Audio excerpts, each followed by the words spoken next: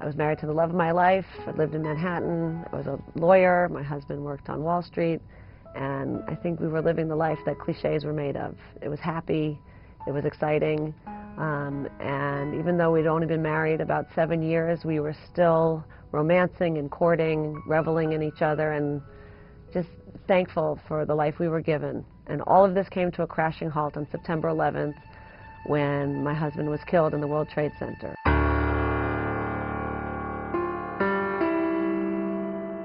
My husband worked for Cantor Fitzgerald. He was on the 105th floor of the North Tower. But even after he died, I said to myself, you know, Jen, you're lucky.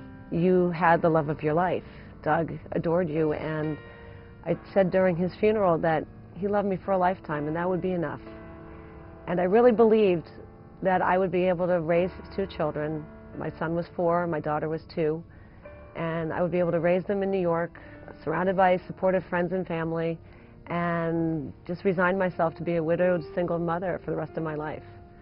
And of course, we all know that old cliche, if you want to make God laugh, tell him your plans.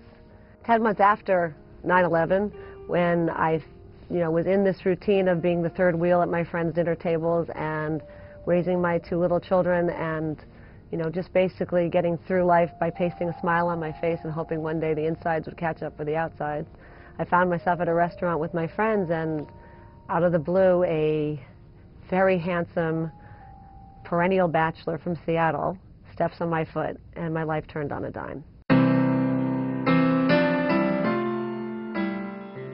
His name was Derek. He had just moved to New York from Seattle. He'd been living in the city for 6 months, and we embarked on a very precarious courtship. The book traces this courtship, his meeting our friends, his getting to know our kids, my denying that we were even in a relationship, and slowly but surely he became my husband and adopted my children.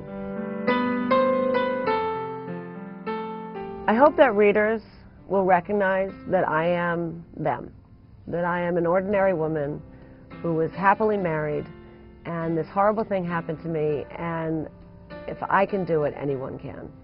And I can't emphasize enough how many times I said to Doug, nothing can ever happen to you. I can't live without you. And yet here I am.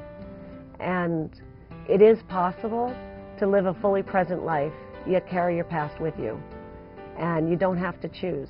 You can somehow just live between the rain, and joy will find you.